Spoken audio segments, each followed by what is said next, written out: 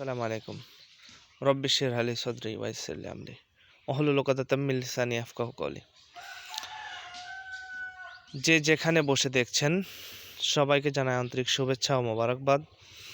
আজকের ভিডিওতে আমরা সাম্প্রতিক কিছু বিষয় নিয়ে আপনাদের অবহিত করার চেষ্টা করব, যার মধ্যে থাকবে সেন্ট মার্টিন ইস্যু, যার মধ্যে থাকবে ডক্টর ইউনূসের দাভোস সুইজারল্যান্ডে যে সম্মেলনে গেলেন সেই ইস্যুটা থাকবে।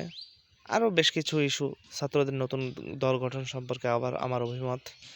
যদি দেখতে চান শেষ পর্যন্ত থাকবেন, আশা করি ইনশাল্লাহ কিছু নতুন তথ্য জানতে পারবেন। সেন্ট মার্টিন বাংলাদেশের একটি সম্পদ, সামরিক দিক থেকেও এই জায়গাটা খুবই গুরুত্বপূর্ণ।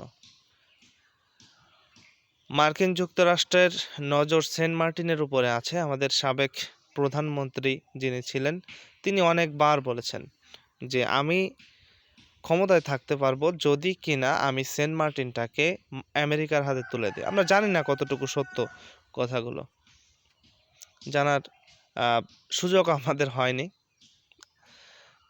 তদাপিও তারপরেও এই সরকার আসার পরে শুরুতেই সেন্ট মার্টিনের উপর নিষেধাজ্ঞা গেল, 1 মাস শিথিল করলো, 1 মাস নিষেধাজ্ঞা দিল, শিথিল করলো। ফেব্রুয়ারি মাস 1 মাস শুধুমাত্র সেন্ট মার্টিনে প্রবেশ টোটালি নিষিদ্ধ থাকার কথা ছিল, কিন্তু সেখানে কি হলো, গতকাল থেকে কার্যকর হলো। 9 মাস মানুষ সেন্ট মার্টিনে পর্যটনের খাতিরে যেতে পারবে না। সেখানে নাকি প্রবাল নষ্ট হয়ে যাচ্ছে। এই প্রবালগুলো সংরক্ষণে আমাদের মাননীয় বন ও পরিবেশ উপদেষ্টা সৈয়দা রিজওয়ানা হাসান তিনি এই নিষেধাজ্ঞা দিয়েছেন। ভালো কথা, দেশের একটা সম্পদ রক্ষা করার জন্য তারা কাজ করবেন, এটা স্বাভাবিক। কিন্তু আমার মনে হয় না কোনো একটা পলিটিক্যাল গভর্নমেন্ট যদি সরকারে থাকতেন তাহলে শেখ হাসিনার এই দাবিকে সত্য প্রমাণ করার জন্য তারা এতটা উঠে পড়ে লাগতেন। আমরা জানি না সেখানে কি হচ্ছে, আসলে কতটুকু প্রোপাগান্ডা ছড়ানো হচ্ছে নাকি কতটুকু সত্য কি হচ্ছে আমরা জানি না, কারণ আমরা তো চাইলেই সেখানে আর ঢুকতে পারবো না। তো এর চেয়ে বড় কথা হচ্ছে সেখানে প্রায় 1010 মানুষের বসবাস, যারা পর্যটন শিল্প নির্ভর, তাদের জীবিকা নির্বাহ করেন। মাননীয় পরিবেশ উপদেষ্টার কাছে আমার প্রশ্ন যে আপনি সেন্ট মার্টিনে প্রবেশ বন্ধ করলেন, ওকে, এই 10,000 মানুষের জন্য কি করেছেন সেটা কি গণমাধ্যম প্রকাশ করেছেন? জীববৈচিত্র্য রক্ষার জন্য আপনি তো অন্যান্য পদক্ষেপগুলো নিতে পারতেন। এই যে যেভাবে নিষেধাজ্ঞা দিচ্ছিলেন, মাসে 15 দিন নিষেধাজ্ঞা, 15 দিন যাবে, কিংবা কিছু আইন করতে পারবেন, এই কাজগুলো সেখানে গিয়ে করা যাবে, এই কাজগুলো সেখানে গিয়ে করা যাবে না। আপনি অতিরিক্ত আইন শৃঙ্খলা রক্ষাকারী বাহিনী সেখানে মোতায়েন করে আইনগুলো বলবৎ করার চেষ্টা করতেন, সীমিত করতেন পর্যটক, যে প্রতিদিন 500 মানুষ সেখানে ঢুকতে পারবে, 1000 মানুষ ঢুকতে পারবে। সরাসরি 9 মাসে নিষেধাজ্ঞায় চলে গেলেন। আসলে আপনাদের কি কোনো দূরভিসন্ধি আছে সেন্ট মার্টিন নিয়ে? করবেন না দয়া করে। আপনিও এই দেশের একজন বাসিন্দা, যদিও আপনার বাবা 1970 সালে আওয়ামী লীগের এগেনস্টে, ওই সময় আওয়ামী লীগের এগেনস্টে যাওয়া মানে বাংলাদেশের এগেনস্টে যাওয়া, বাংলাদেশের এগেনস্টে পাকিস্তানের পক্ষে নির্বাচন করেছিলেন, আমরা জানি সেই ইতিহাস। তারপরেও এখন তো আপনি বাংলাদেশের নাগরিক, আপনারা বাংলাদেশের এগেনস্টে কোনো ষড়যন্ত্র দয়া করে করবেন না, বাংলাদেশের মানুষ এটা মেনে নেবে না। সেন্ট মার্টিন আশা করি সুরক্ষিত থাকবে এবং তাদের যে পদক্ষেপটা, এই পদক্ষেপটা আশা করি কার্যকর হবে, অর্থাৎ যে জন্য তারা পদক্ষেপ নিয়েছেন সেটাই কার্যকর হোক, আমাদের সেন্ট মার্টিন জীববৈচিত্র্য রক্ষা হোক, এটাই আমাদের প্রত্যাশা। এগুলো আসলে পরিবেশ উপদেষ্টার আলোচনায় আসার একটা খোরাকি হতে পারে, যে তিনি যতদিন ছিলেন পরিবেশ রক্ষার জন্য কাজ করেছেন, এটা তার একটা ক্রেডিট হতে পারে। কিন্তু জানেন কি, পলিথিন বন্ধের জন্য তিনি যে পদক্ষেপগুলো নিয়েছেন তা মাঠে মারা গেছে। ওই কিছুদিন একটু দৌড়ঝাঁপ ছিল, আবার স্বাভাবিক হয়ে গেছে পলিথিন। যাই হোক, পরবর্তী বিষয়টা হচ্ছে ডক্টর ইউনূস তিনি যে সুইজারল্যান্ডে যে সম্মেলনে গিয়েছিলেন সেখান থেকে একেবারে খালি হাতে ফিরে এসেছেন, খালি হাত, কিছুই আনতে পারেননি। অথচ ভারতের 3টি রাজ্য থেকে 3জন রাজ্য নেতা গিয়ে তারা 231 বিলিয়ন মার্কিন ডলারের তারা প্রজেক্ট নিয়ে আসছে, বৈদেশিক বিনিয়োগ নিয়ে আসছে। এমনকি শোনা যাচ্ছে যে সুইজারল্যান্ড আগে যে সহায়তা বাংলাদেশকে করতো সেই সহায়তাও নাকি বন্ধ করেছে, বন্ধ করে দেবে। মার্কিন যুক্তরাষ্ট্র তো অলরেডি সারা পৃথিবীতে কিছু কিছু সহায়তা ছাড়া, রোহিঙ্গা সহায়তা চলবে বাংলাদেশে, তাছাড়া অন্যান্য সহায়তা বন্ধ করে দেবে।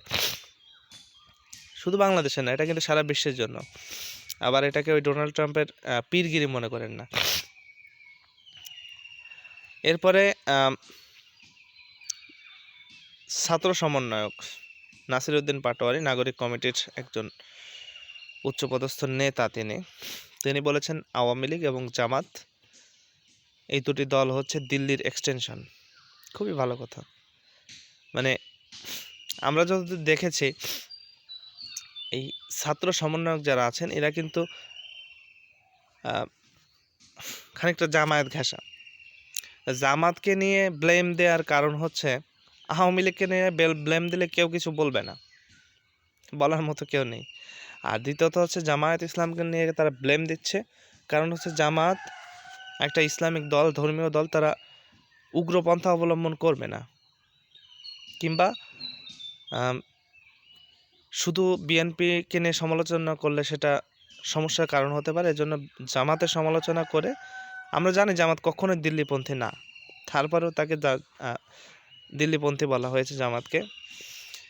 এরপরে বিএনপি সমালোচনা করা হয়েছে, যেভাবে বিএনপি এগোচ্ছে ঘোষণাপত্রের বিরুদ্ধে, বা যদি জুলাইয়ের বিরুদ্ধে যায় তাহলে নাকি এই সরকারটাই স্থায়ী সরকারে রূপান্তরিত হবে। ছাত্রদের নতুন দল গঠন সম্পর্কে যেটা শোনা যাচ্ছে 15 ফেব্রুয়ারির মধ্যে তারা একটা দল দিবে। ভালো কথা, দিতেই পারে, কিন্তু তাদের যে কথা ছিল যে আমাদের রাজনৈতিক কোনো আকাঙ্ক্ষা নেই, আমাদের দাবি পূরণ হলে আমরা শিক্ষাঙ্গনে ফিরে যাব। আজকে শিক্ষাঙ্গনগুলোর কি অবস্থা? শিক্ষাঙ্গনে কি পড়াশোনা হচ্ছে?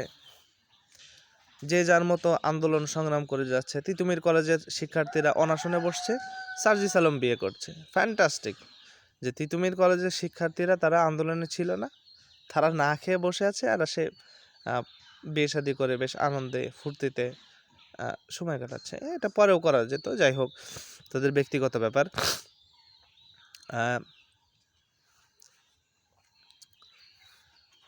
সমসাময়িক আরও অনেক বিষয় নিয়ে কথা বলা যায়, কিন্তু আসলে ভিডিওটা অনেক বড় হয়ে গেছে, বিক্ষিপ্ত কিছু কথা বললাম। মাঝে মাঝে চেষ্টা করব আপনাদের কাছে বিভিন্ন কথা তুলে ধরার জন্য নিজের ব্যক্তিগত মনোভাব থেকে। ভুল ত্রুটি ক্ষমা সুন্দর দৃষ্টিতে দেখবেন। পাশে থাকতে লাইক, কমেন্ট, শেয়ার করতে পারেন সাবস্ক্রাইবও। দেখা হচ্ছে ইনশাল্লাহ ভিন্ন কোনো ভিডিওতে অন্য কোনো বিষয় নিয়ে। ততক্ষণ পর্যন্ত ভালো থাকবেন, MDJB ভ্যারাইটিজের সাথে থাকবেন ইনশাল্লাহ। আমি আর একটা কথা, সেটা হচ্ছে আমি এই চ্যানেলে কিন্তু ভ্যারাইটিস ভিডিও আপলোড করি, অর্থাৎ বিভিন্ন ধরনের ভিডিও বিভিন্ন সময় আপলোড করি। একই চ্যানেল থেকে আপনাদের চেষ্টা করি বিভিন্ন ধরনের তথ্য, বিনোদন, বিভিন্ন ধরনের নিউজ, হাদিস ইত্যাদি শেয়ার করতে। আশা করি ইনশাল্লাহ সাড়া পাবো, আজ না হোক কাল। ইনশাল্লাহ আপনারা আমার পাশে থাকবেন সব সময়, এটাই হচ্ছে প্রত্যাশা। আল্লাহ হাফেজ।